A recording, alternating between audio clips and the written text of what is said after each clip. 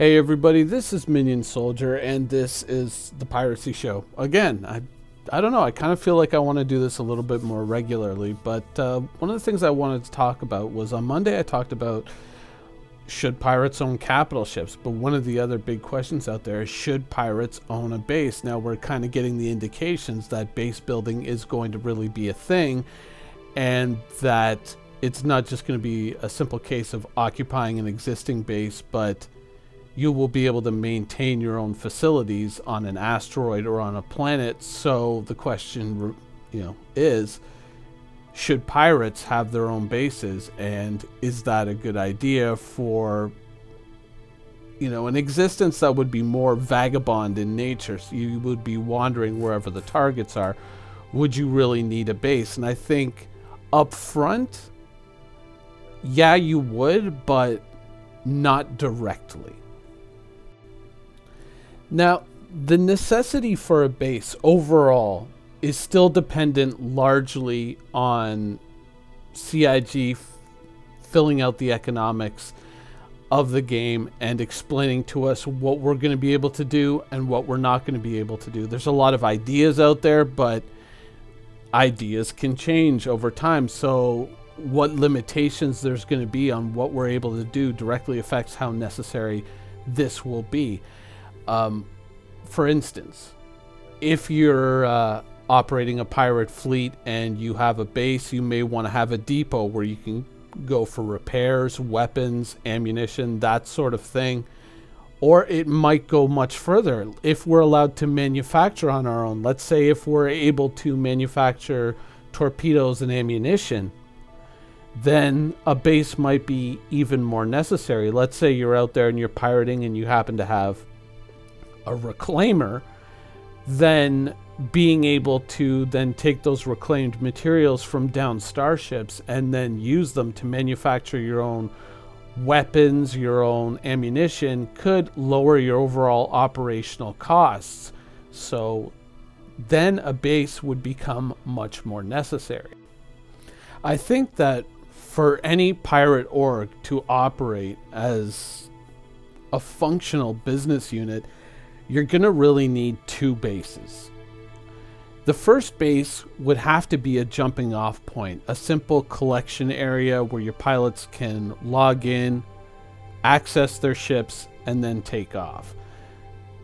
Depending on whether or not they store their ships there, probably not the best idea, but at least a place where they can go quickly refuel, gather up whatever they need in terms of ammunition, and then join the fleet, or go someplace where they can go and log off from time to time. The second base, I think, would be your main base, your main industry, however that, whatever shape that takes in the future. It would be the area that is a jumping off point for all the goods that you have stolen to be then sold on in legitimate means. It would also be a place where perhaps, if it's possible, you can manufacture the items you need to further your criminal enterprise and then transfer those back to your criminal enterprise. But it would have to be held in a separate org that is not directly connected in any real way, as far as game mechanics are concerned, to your pirate organization. For all intents and purposes, it's just one of any number of trading companies in the universe.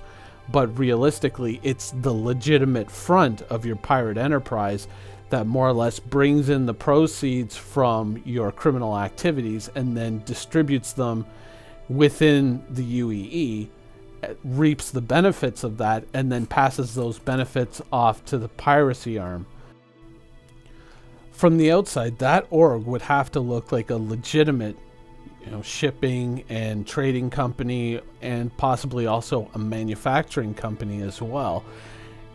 It would probably even benefit it to have a few members in that org who are maybe not aware of its true purpose, and then that org, being kind of a shipping company, would have its own cargo ships, and some of those cargo ships would at times wander off the beaten path and run into some pirate ships that would then transfer cargo, scrap metal, goods, anything stolen from enemy ships, handed over and then brought back to legitimacy in the Empire, and then sold on or remanufactured into goods that the pirates could use, and then brought back to the pirates in kind of a space exchange, as it were,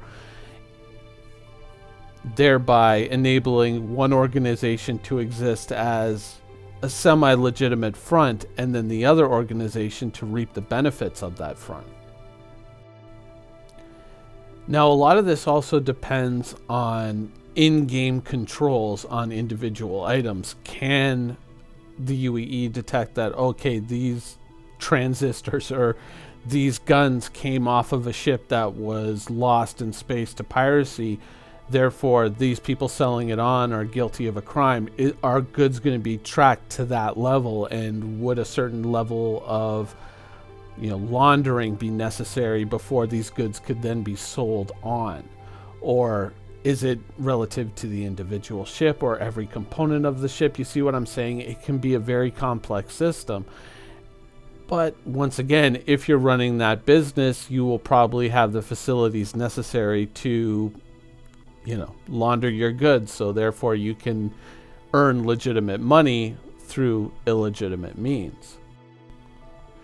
Another reason for having this org, and possibly even having members working in this org that aren't aware of its true nature, are you're going to need to disguise your transactions in some financial white noise, if you know what I mean.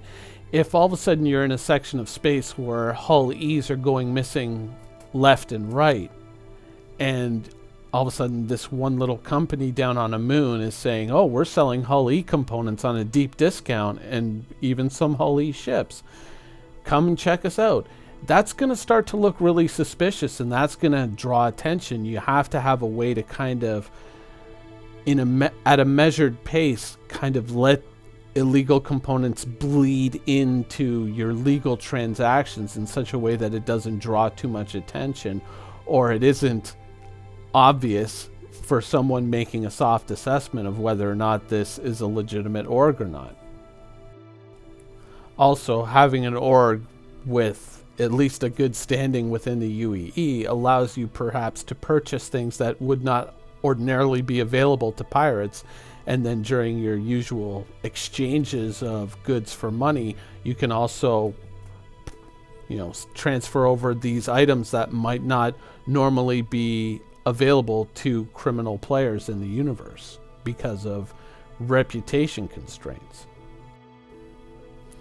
Now, you might be looking at this and saying, geez, you're making piracy a lot more complex than it is. It's just about going out there and pew-pew, shooting up stuff and making it explode. But, I mean, if you really want to maximize your enterprise, if you want to take things to a level where you can earn things, where you can progress, where you can effectively keep all your members happy and keep their pockets full, you have to kind of look at these things, and you have to look at the big picture and how you're going to fit into that big picture. Because as much fun as the explosions and the mayhem is, you still have to be able to fund the explosions and the mayhem, and fund them at a level that makes it possible for you to engage in more explosions and more mayhem as time moves on. And you have to make sure that in case bad things do happen, you do have the money to recover from that as quickly as possible.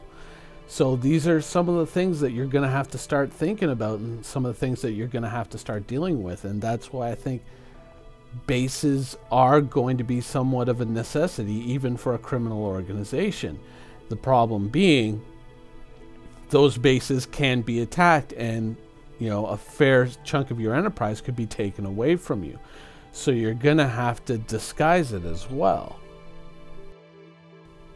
So how do you disguise the org? Well, the first thing you need is a name. Now, you might be tempted to go with something jokey or something funny, like, let's say, I don't know, the Benevolent Space Society for Blind Orphans with Bad Teeth, or something like that. But even that draws attention. It makes people go like, oh, okay, these guys are kind of funny, so maybe I want to hang out with them. And maybe you don't want too many applicants to your org. So what you want is something that's boring, that's underachieverish, something that people are going to look at and just go, yeah, whatever.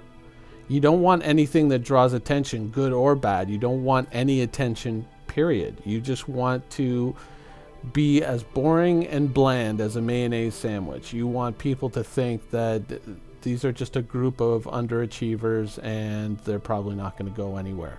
So I'm just not going to bother with them. Now, another way that you could go is to disguise yourself as an org that's beyond suspicion. An org that everybody, for all intents and purposes, likes. So that way, when and if the truth is revealed, people will go, oh my God, I never even knew it. Let's say, for instance, you have an Endeavor and some Cutlass Reds, and you're known for going around and doing a lot of, work that's beneficial to the game community, rescuing pilots, saving pilots, providing medical aid, that sort of thing. While in the background, you're also using that same org to funnel illegal goods into the Empire. If people think of you in a positive light, they're less likely to go, oh, these are the guys who are actually, they've been running guns for pirates the whole time and nobody knew. That might be a way that you want to go. Or an exploration organization that goes out and explores deep space and then happens to run into pirates, and then they exchange money for goods and no one's the wiser in the deep dark reaches of space. That could be a way to do it too. But what you want to do is you want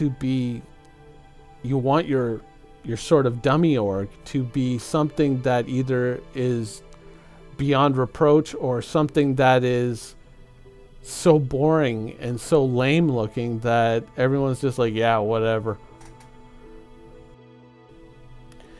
Now, this level of complexity might seem a little bit daunting, but you might be tempted to say, oh, well, I've got XYZ org and we're friends with them and they're gonna run my stuff for me so I don't have to worry about it, and I just have to come in, collect the cash, drop off the goods, and then everything works.